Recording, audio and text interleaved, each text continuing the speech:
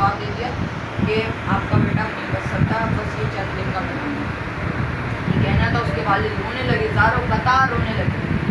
تو اتنے میں ان کو خیال آیا کہ مولا عباس کے روزے پہ اب میں اپنے بیٹے کو باندھ دیتا ہوں، کیونکہ ان کا وہ تو باب الحوائج ہے.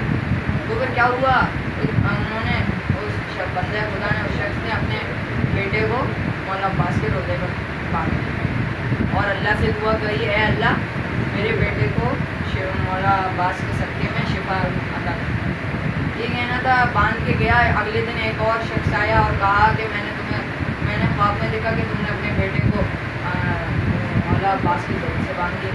تو اس شخص نے کہا ہاں میں نے باندھا.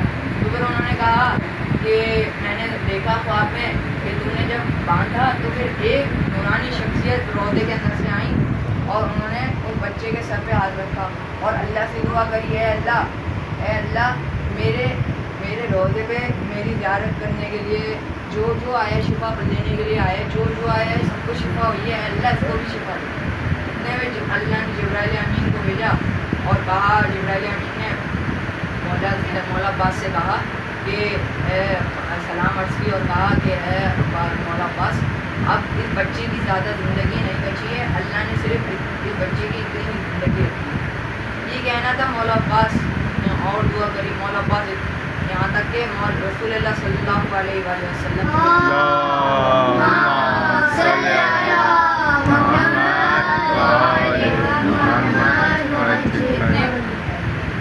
مولا عباس رسول اللہ صلی اللہ علیہ وآلہ وسلم کے پاس گئے اور کہا، اے رسول رحمت للعالمین خاتم الانبیین، آپ اللہ سے دعا کریں کہ میرے روزے پر جو آیا شفا پا کے گیا، اے اللہ سے دعا کریں کہ اس کو بھی شفا آ جائے، اس کو بھی شفا نصیب ہو. یہ کہنا تھا. رسول اللہ نے کہا تم اے عباس آپ بھی دعا کریجیے، میں بھی دعا کرتا ہوں. رسول اللہ نے ہاتھ بلند کرے، مولا عباس نے ہاتھ بلند کرے. جیسے ہاتھ بلند کرے دعا کے لیے، اتنے میں جبرائیل امین معافی ہے اور کہا، اے رسول اب اللہ نے اس کی اتنی زندگی رکھی ہے. میرے جبرائیل امین معافی ہے. جب رسول اللہ صلی اللہ علیہ وسلم مولا عباس نے دعا کری کہ اے اللہ اس کی عمر بڑھا دے، اس کو شفا دے، تو اتنے میں جبرائیل امین آئے اور کہا کہ اے رسول اللہ نے اس کی عمر بڑھا دی. اب عمر کیسے بڑھا؟ اب کوئی جیسے انہوں نے کہا کہ مولا عباس کے روزے سے باندھا اور اس کی عمر بڑھ گئی. صرف یہ تھوڑی ہوتا ہے، یہ کچھ چند لوگ ہوتے ہیں جو جن کی عمر بڑھ جاتی ہے. بس کچھ کام ہوتے ہیں جن کی وجہ سے عمر بڑھ جاتی ہے لوگوں. اب آپ مولا عباس کے روزے پہ جائے بغیر ہی آپ عمر اپنی بڑھوا سکتے ہیں. اب آپ کیسے؟ اب آپ روزے پہ جا رہے ہیں مگر آپ اپنی خالوں سے نہیں مل کے جا رہے، پھپھو سے نہیں جا رہے، کسی سے بھی نہیں مل کے جا رہے. اب آپ جا رہے ہیں، نہ بھائی سے ملنے جا رہے ہیں نہ بہن سے. جب آپ کسی سے مل کے ہی نہیں جا رہے، جب آپ کسی سے قطع تعلق ہے سے کسی سے ملے نہیں آپ، تو پھر آپ قرآن میں رسول اللہ نے سارے ائمہ نے فرمایا کہ اب جب بھی کہیں سفر کے لیے نکلو تو اپنے خاندان والوں سے، اپنے رشتہ داروں سے ملو. ایسے ہی یہ ہوا کہ دو شخص آ رہے تھے، دو بھائی آ رہے تھے امام کی زیارت، امام جعفر صادق علیہ السلام.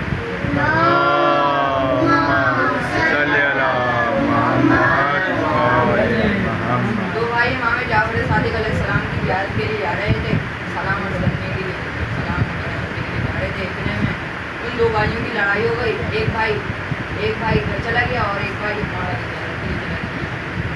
تو پھر جب ایک بھائی مولا کی زیارت کے لیے گیا، سلام عرض کی اور کہا، مولا آپ سے سلام کرنے کے لیے آپ کی زیارت کے لیے ہیں. مولا نے کہا تمہارے ساتھ تو ایک اور تمہارا بھائی تھا، وہ کہاں؟ تو اس نے کہا میری سفر میں میری اس سے لڑائی ہو گئی اور وہ اپنے گھر چلا گیا. اتنے میں امام نے کہا، امام کو اللہ کے ولی ہیں، امام نے کہا کہ اس شخص کی، اس بندے خدا کی رستے میں ہی موت ہو جائے گی، اس رستے میں ہی اس کا انتقال ہو جائے گا. یہ کہنا تھا. اس شخص گیا گھر. جب اس نے گھر میں دیکھا تو پھر سچ میں اس کے بھائی کا انتقال ہو گیا تھا. اس لیے جب بھی ہمیں سفر پہ جانا چاہیے، یا ہم مولا کی زیارت کے لیے جا رہے ہیں، یا عمرہ کرنے جا رہے ہیں، حج کرنے جا رہے ہیں، تو آپ پورے محلے سے، پورے گھر والے خاندان والوں سے مل کے جائیں، تاکہ اگر آپ نے زیارت کر لی اور آپ کو پتہ ہی نہیں آپ زیارت کر کے آ رہے ہیں اور آپ کو پتہ ہی نہیں کہ آپ کی زیارت قبول ہوئی ہے کہ نہیں ہوئی، تو آپ کیسے پتہ کرنا ہے کہ پتہ چلنا چاہیے کہ آپ کو آپ کی زیارت قبول ہوئی ہے کہ نہیں ہوئی ہے؟ آپ جب تک آپ نے سارے دوستوں کو، سارے خاندان والوں کو ناراض کر کے آپ زیارت کے لیے جا رہے ہیں، تو مولا کیسے اس کی زیارت قبول کریں گے؟ اب آپ مولا کے ظاہر کی خدمت کر رہے ہیں، وہاں پہ خدمت ہو رہی ہے، تو پھر ہم لوگ جا رہے ہیں روزے پہ اور اپنے خاندان والوں کو ناراض کر دیا اور کہا کہ ہم روزے پہ جا رہے ہیں، تو مولا نے تو اپنے مولا کے ظاہر کو ناراض کر کے خود مولا کی زیارت کے لیے جا رہے ہیں۔ مولا کی پہلے اگر آپ کو مولا کے پیچھے چلنا ہے، اگر مطلب کہ مولا کے پیروکار بننا ہے، تو پھر پہلے اپنے کیا نام ہے مولا کے پیچھے چلیں، کیونکہ آپ لوگ اسی طریقے سے ایک شخص تھا، وہ حج پہ جا رہا تھا، اتنے میں جب راستے سے گزر رہا تھا، ٹکٹ وغیرہ کروا رہا تھا، اتنے میں ایک عورت کو دیکھا کہ وہ عورت مردہ مرغیوں پہ پر اتار رہی ہے اور نہ اپنے گھر کی طرف چلی۔ تو اس شخص نے اس عورت کے پیچھے کرا اور اس کے گھر تک گیا اور دروازے پہ دستک کری اور کہا اے عورت کو کہا اے بیوی، یہ حرام ہے، مردہ مرغی نہیں کھاتی۔ تو اس عورت نے کہا، اس بیوی نے کہا، اے شخص، اے بندے خدا، میں تم سے زیادہ علم جانتی ہوں، تم سے زیادہ دین جانتی ہوں، یہ کہنا تھا۔ اتنے میں اس نے کہا کہ